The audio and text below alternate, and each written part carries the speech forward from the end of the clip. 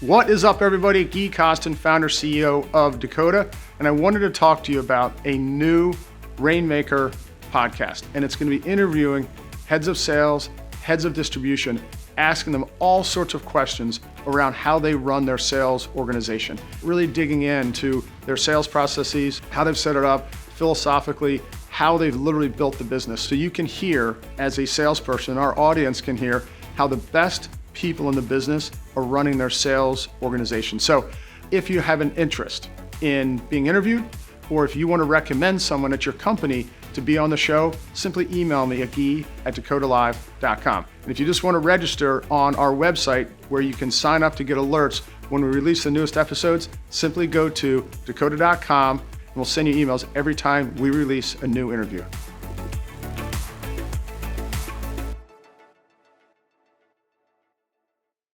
Do you know how hard it is to find a job in this industry and to find talent? It's not easy because places like LinkedIn and Indeed, they're just too general. No one's ever had an industry vertical job board like we have for the investment management industry. Across all job titles, that is Dakota Talent. Of course, we're focused on sales, marketing, distribution, but if you want a job as an analyst at a private credit firm, private equity, you can post a job here. If you want an internship, if you want a job first year out of college, you can all post here. You can even create premier listings within Dakota Talent. So we just wanted to welcome you. As you probably know, if this is your first time to Dakota, we're a fundraising organization. We've been raising money since 2006. We've raised over $25 billion. We know the industry. We've also created an industry-leading database of over 1,000 firms and 4,000 fundraisers that use our data to do cold outreach. So we've created this really wonderful community, and we're bringing the community together to be matchmakers, to bring job seekers, opportunities, as well as employers who want talent. So please use the job board. It's really fantastic. It's easy to use. It's very easy to post a job, post a premier listing, and also to create a profile for yourself and post a resume. So have fun, enjoy Dakota Talent.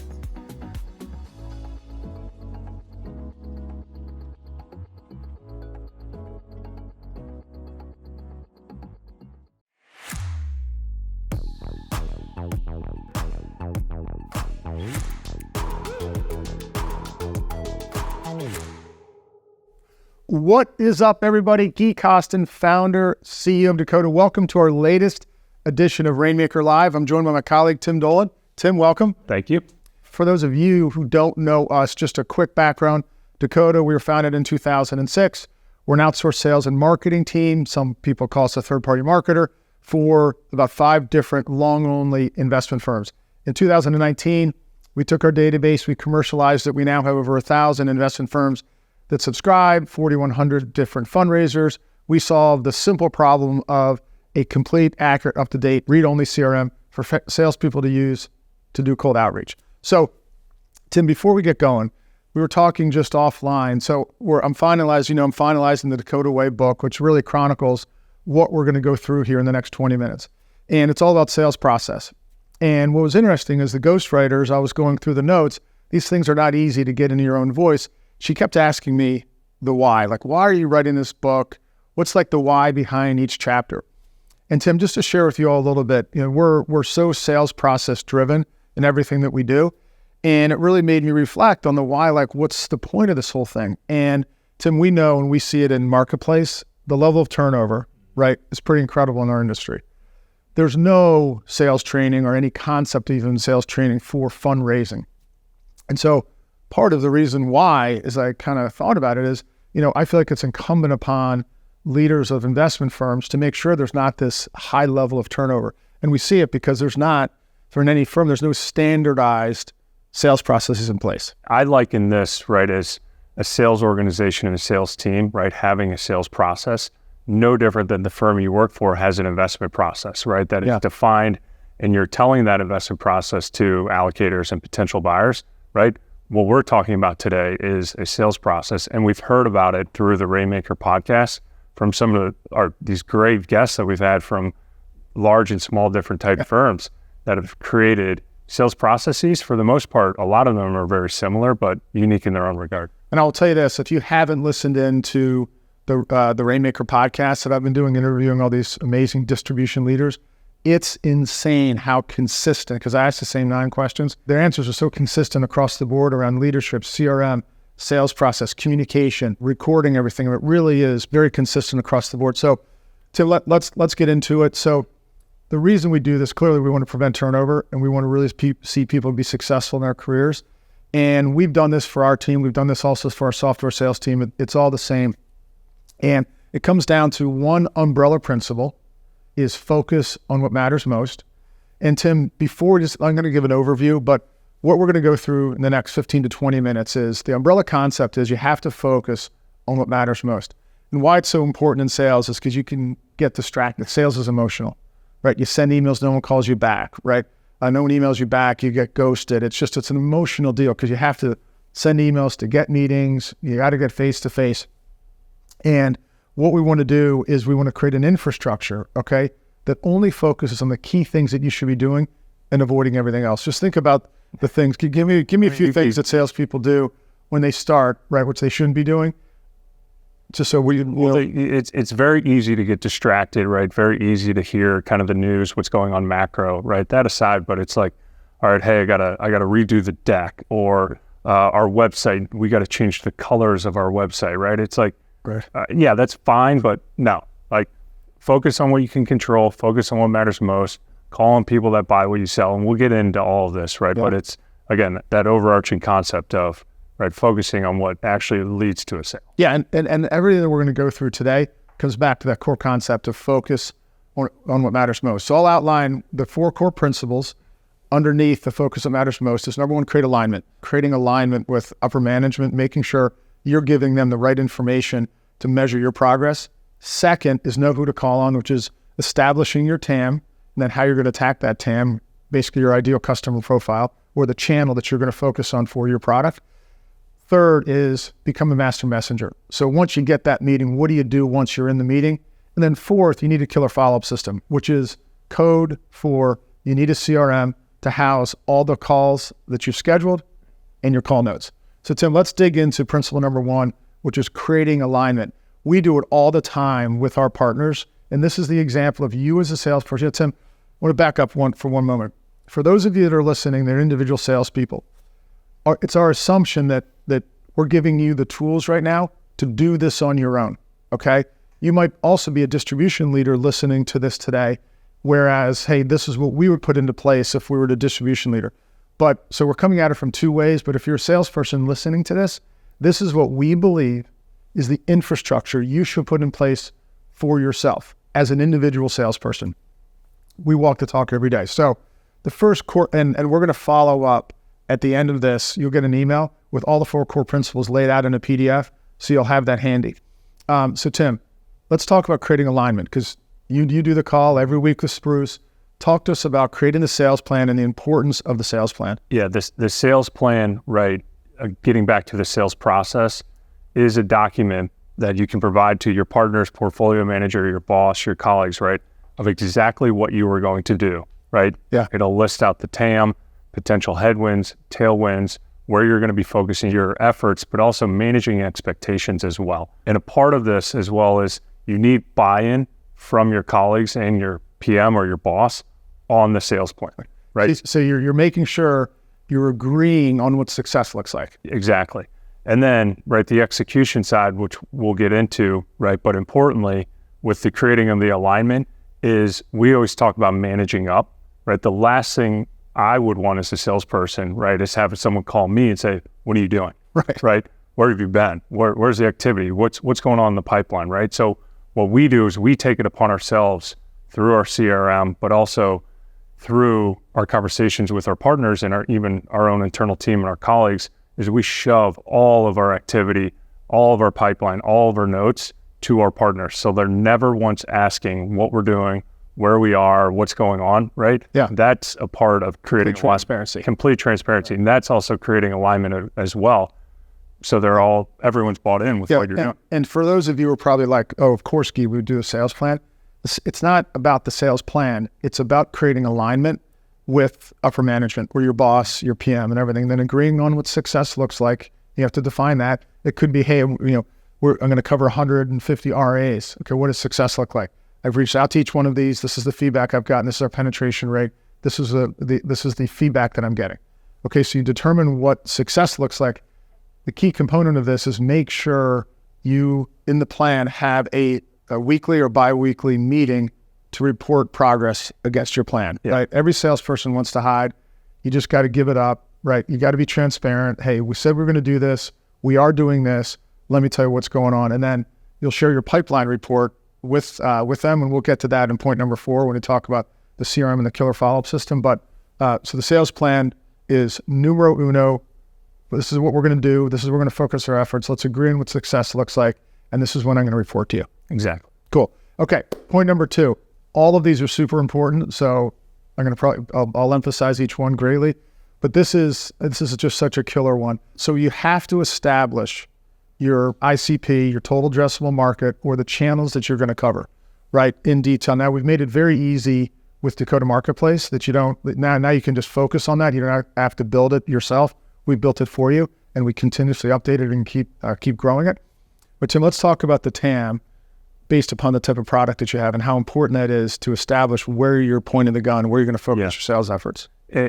I always think about this, right, with portfolio manager, right? They know someone that should be buying the strategy or whatever we call them, right? But it's important. It's like, that's a very good idea, but they can't allocate to our strategy, right? We're a certain product structure or we're not available on a certain platform, right? So what creating the TAM does is specifically defines, right, as we like to say, we sell apples to apple buyers. We're not in the convincing game. We're not going to try and convince an orange buyer to buy an apple, right?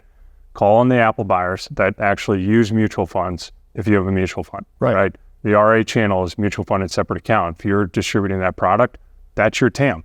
And then divvying it up by certain metro areas, right? And then attacking it, which we'll get into. But a lot of sales folks, and I've been guilty of it over time, you can get distracted because it feels good from an activity standpoint. But at the end of the day, there's no there. Right? You really got to focus your efforts. There's always your primary channels that you're going to focus on. That's what the TAM is about. So you're focusing your efforts where you have the best opportunity to win. That's the key takeaway. So for instance, if you're defining it for Edgewood Management, who we worked with for a long time, they have a mutual fund and a separate account. It's going to be RAs, bank, and broker-dealer platforms. That's the primary TAM. That's where you're going to have the highest probability of winning business. Now, we're not going to say that you shouldn't call on foundations and endowments. Maybe, obviously we call them the consultants. We're on select lists of a variety of consultants, but the primary, right, where you're going to win initially, right, you just have to make sure that's where you're going first. And then over the course of time, you can spread out a little bit, but you got to make sure those buyers are covered fully. And then, so Tim, let's talk about execution of the TAM, because we follow something. We call it city scheduling. You have to have 5 cities that you're scheduling for any given time. You circle 9, 11, 1, 3, and 4:30. It's why our database is set up the way it is. You go into metro areas. Tim, talk about the importance of city scheduling and why, when you talk about coming into the office each day, why it's so important for a salesperson to have that focus. It's what you're getting to is the salesperson to have purpose, right? When you wake up, you get to your desk, right? What is my purpose that day? I need to fill out Chicago on May 15th, and I've got my time slots. But also the city scheduling is an organizational tool as well, right? If there's 89 RAs in Chicago that I need to cover, right? That's manageable in a 1-day period, right? Much more the outreach, much more than looking at the TAM and Marketplace, which is close to 3,000 RAs. That can be overwhelming, right? So just truncating it down. All right, I'm going to focus on Chicago today. And I think importantly, and we've touched on this a lot on the Emerging Manager Growth Show, the city scheduling is less about actually the travel, right? It's an account coverage model. Right. So whether or not reason to reach out to people, that's why it's so important. So one of my buddies who works for a big local asset manager in Philadelphia, he did something really funny to me. He goes, you know what, Gui, it's amazing. I ran in, I found this $500 million RIA that does natural resource investing in Boston. And I looked at him and he goes, I was going up there to visit my son at Boston College. I'm like, Sam, we've literally created an entire business over 18 years doing exactly that. Hey, I'm going to be in Boston. Can you meet at 9, right? And he ended up getting an allocation, right? Because I said, but Sam, that's what we do every single day. Very pedestrian, but that's what we do every single day. So city scheduling. Exactly. Crucial. Now, one thing we want to touch on is in order to city schedule, you have to send an email meeting request. We're going to run through this. It's in the document. So Tim, how important is it to have the meeting request in the subject line, date and time, and then you need 1 to 2 sentences that are very compelling, no more, please get out of the paragraph habit of writing multiple paragraphs, and then be very specific in the call to action. Can you meet April 10th at 3 p.m.? Crucial. I think that we do need to stress the call to action. We've seen a lot of emails be sent to us where it's like, would love to connect the week of April 24th, right? Like, no, can you meet at 9 a.m. on April 23rd? Yeah, and work on the 1 to 2 sentences, make it very compelling. So I always say to everyone, for an allocator to basically, want to agree to a meeting, if you're traveling with a portfolio manager, that's going to be a huge help. You're going to include your AUM. You're going to include all the salient facts in the shortest number of words possible. So someone looks at it and they say, hey, you know what? Wow, that checks every box that I want, and I'm actually interested in meeting with you, whether it's long only equities, private credit, munis, you name it, private equity, whatever it might be. But be very specific and try to keep it as tight as you possibly can while including all the salient facts. Avoid delving deep into the strategy. Describe the strategy very briefly. They're not going to care because they're going to take the meeting and learn from you in the meeting. So the email is a critical component. All this detail will be in the PDF that we send after the call. Again, I think every one of these are my favorite. So now you get in the meeting. Now you've got the meeting. And we always talk about, Tim, when you open up the meeting, think of what we're going to go through right now. As the famous coach, Steve Covey, used to say, it's a jar. You put in your rocks, you put in your pebbles, and then the sand. You and your individual stuff that you can do are the sand. We're going to give you the rocks and the pebbles, okay, to fill up the jar. You can then do the sand. So the rocks and the pebbles are this. You got to open up the meeting once you get into it, and it's go time, right after you have the niceties, and you go back and they say all the stuff. Talk about the 15 to 20 things that you want to communicate, Tim, to kick off a meeting. It's really narrowing the conversation, right? And centering the conversation so the allocator within the first 30 to 90 seconds knows exactly what they're going to be talking about. Yes. Right? So covering the firm, assets, asset class, history, team size, track record, right? Product structure. Everything that can be covered in less than a minute. So then the analyst that you're talking to is like, boom, all right, we were talking about concentrated large cap growth. Right. You're not rushing into it. You don't rush to this, but the point is, you don't want to waste that hour of time having them ask fundamental questions that you could have addressed up front so they know what they should be listening for.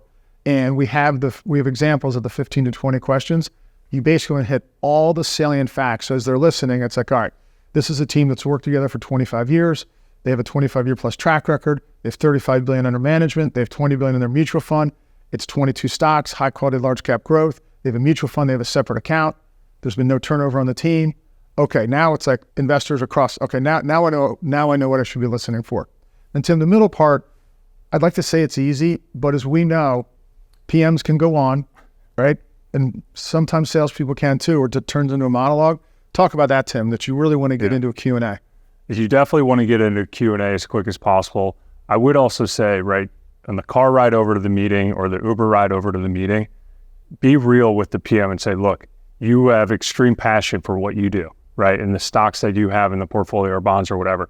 If I feel at any point in time you're going on too long, you need to have like a trigger between the two of you, right? Like as cheesy as it sounds, but because they can go for 45 minutes without uninterrupted. Yeah, because the key thing for any PM or even yourself is to answer the question that you're asked. For everybody listening, this has happened to you, I guarantee it many, many times. You're probably going to laugh at this, where the PM is asked a question and they answer a different question. And the person's looking at him, then you have to kind of grab him by the arm and say, you know what, I think what Tim was really trying to get at is this question. Yeah. So answer the question you're asked. And the greatest advice I ever was given in terms of these meetings is short answer first, so it elicits a conversation. If you don't cover everything, like, well, can you expound upon that? Now you're going back and forth. I think also on this in the middle part of the meeting, and our job as the fundraiser, right, is understanding how our strategy relates to what they currently have. Yeah. Right? Not selling against, but also as a potential complement as well. Knowing your competition, right? That seems very elementary, but that can really bring you to the next level in the meetings.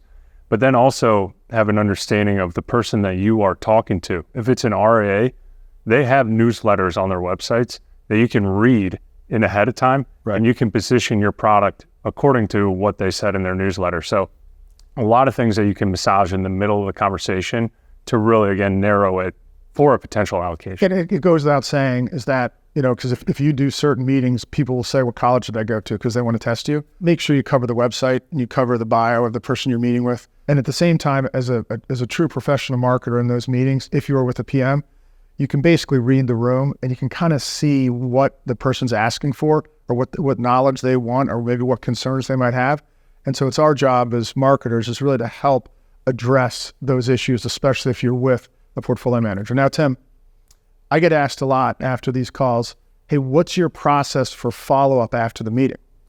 And what's my classic line, Tim? It happens in the meeting. Follow-up happens in the meeting. Now, the good news is, okay, everyone's in the same boat here because 99% of people don't ask these two questions. And so we had to ban the word great meeting. Hey, how was the meeting? Great meeting. Such and such. It was a great meeting. No, we banned that term. And I mean this all sincerity because this is your ultimate time saver. And this is really, really important. So I'm going to run through it, Tim, kind of quickly, but you have to ask the two tough questions. As I always say, if you have a long-only strategy, okay, you can say, Tim, really enjoyed our time together. The past hour, I feel like I really understand how you guys invest and how you create models for your clients. Let me ask you a question. Do you believe our strategy would fit within your asset allocation models? If they say no, you know what the follow-up is, mailing list. If they say yes, then you ask, do you anticipate doing a search in the next 12 months? Now listen, you spend an hour together, right? You got to ask the question of, is there an opportunity here? And so you say, are you going to be doing a search? If they say no, you know what the follow-up is, put them on the mailing list. If they say yes, now you know, hey, what are the next steps that we need to do to have you get more familiar with the investment strategy? Is it another team member? Do we have to fill out an RFP? What are the next steps? If it's a private fund, you can ask the same first question. Then you're going to say, hey, we have a final close on 9/30/24. Do you think you can make that close? If it's a no, you know what the follow-up is. If it's a yes, then you start to ask them, what can we do to help better prepare you to understand our strategy better? So Tim, when we think about asking those two tough questions, it's critical, but salespeople are scared to get the no. They're scared what the answer might be. This is the ultimate time saver. If you're one person who says, man, I always get ghosted after this, I send PDFs and I do all this follow-up in an email afterwards, I thank them and they never respond. Well, because they're nice people and they don't want to tell you no. So it's more human behavior. And you're also doing the analyst a favor as well, right? You're saving them time, right? Getting more emails in their inbox for something that might not be a fit. Yeah. But just be real. Hey, is there an opportunity to work together? Yes or no? And if so, in the next year. Great. And there's a lot of elements to this framework that we're going through today, the sales process. If I had to pinpoint one thing that's the ultimate time saver, not leverage, it's still leverage, time saver, it's asking two tough questions. Mm-hmm. So that's a nice segue into principle number 4, which is you have to create a killer follow-up system.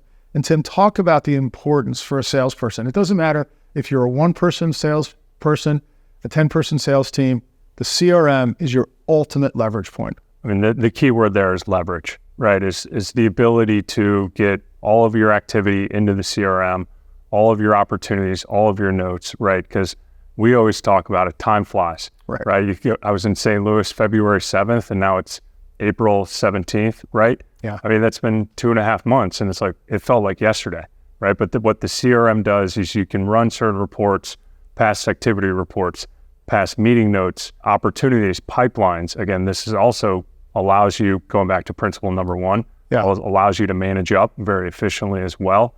But it's all in the effort of providing sales triggers as well. Yes. So to give you the most direct concept of why a CRM is so valuable and why you have to do this is, number 1, you need to get the meetings that you've scheduled into the CRM. So you're able to run past activity reports, which create sales triggers. If you're good at your job and you're setting up a lot of meetings over the course of 6 months to a year, you're going to truly have 10s, 50s, 75, hundreds of meetings. Our brains can't control all that. Putting in a spreadsheet or a yellow pad is not a good idea because you want to be able to have rapid retrieval, one-click retrieval to see all that so you can say, oh my gosh, I need to do a little more work with this. I haven't talked to that person. Oh yeah, it's been 6 months since I've seen them. It's going to trigger all these sales actions. Now, as Tim was just saying, the second key component of this is you got to get your meeting notes in because you got to know what was said, what their interest level is, everything. I know that can be painstaking. There are a ton of tools out there that can help you from transcription, just talking into a phone, everything. But the notes, as much as a drag as it is, I get it, but it really is going to end up being your best friend. And the faster you can get it in there, obviously the better, because when you're looking back, you can see exactly what they've asked for. So the third thing, which is critical, is opportunity pipeline reports. So in Salesforce, for instance, every CRM, you create the opportunity with all the proper columns. And what we recommend, this is really important, to talk about the 2 text boxes that you really have to customize. It's easy to do, to put in there and have that on the opportunity pipeline report. It's really the notes or the status, and then the next steps. Right. Current status, right? Where do we stand? What's the next step? Because when you sit down and you go through it for yourself, what's my current status? What's the next step? And then you can print those out, or you can share them with your boss when you sit down and do your weekly or bi-weekly reviews. So the pipeline reports, and the reason that it's so important is within a CRM, if you're familiar with the concept of how they're designed around objects, and you can relate all this information to each other, and you can get into penetration reports, how we're doing against Boston, RAs. You can run what we do for our 2 biggest channels that are kind of static. We do a consultant scorecard, pipeline report. So all the consultants we want to target, they're all there. We can focus on them. Then bank, broker, dealer, because those are model select lists. That's a big deal for us. And those are somewhat static because you don't have new banks being formed every day, whereas you do RAs. So you wouldn't want to put 2,000 RAs in a report. But if you're going to have 60 or 70 or 80 in a pipeline based on the sales cycle, you can then go through and it'll constantly remind you, oh gosh, I have to follow up with this person, because you're going to have their name, phone number, email address there with current status and next step. So the CRM, everybody I've interviewed on Rainmaker podcast has basically said the CRM is my central nervous system of the business. If it's not in the CRM, it doesn't exist. So for those of you that might be on the fence, and by the way, not one CRM is that expensive. Somebody said, oh, I can't do Salesforce for just 2 people. We can't afford $1 million. My goodness, it's not even close. I think it's at the top level, it's $300 a month. We also do here, it's tough to get a sales team to adopt a CRM. Right. Very simple solution there. Right. Pay out of the CRM. If it's commissions out of the CRM. If it's not in the CRM, you don't get and then have your weekly meetings with your sales team, reviewing the pipeline reports, sharing on Zoom with everybody. It'll make sure that all gets updated. Importantly, as we conclude, everything we're going through is in the best interest of an individual salesperson. What we have just gone through, from focus what matters most, number 1, create the sales plan to create alignment. Number 2, know who to call on, create your TAM and execute against your TAM. 3, become a master messenger. Open the meeting, as we've said, 15 to 20 questions, Q&A, close out with the 2 tough questions. And then lastly, using a CRM to create a killer follow-up system so you can get maximum leverage. This is a framework that we believe every salesperson should put into place and follow. And like I said, it's the rocks and it's the pebbles. Then you're going to put in the sand, which is everybody's going to have a little bit of their own little nuance, right? But the core components are what we just went through. As I said, we will have it for you in a PDF as soon as this call concludes. Tim? Thank you. Okay. Thanks everyone for joining another edition of the Rainmaker Masterclass. Thanks so much for joining. Hello everyone. Thank you for joining Rainmaker Live. Hopefully you enjoyed the content. As you know, we have a whole program that's dedicated to training both salespeople and sales leaders, okay? How to lead teams and how to follow the principles that we have followed to raise over $25 billion. If you have an interest in bringing me in to meet with your team and go through the Rainmaker curriculum, I would love to do it. Simply email me at Gui@dakota.com.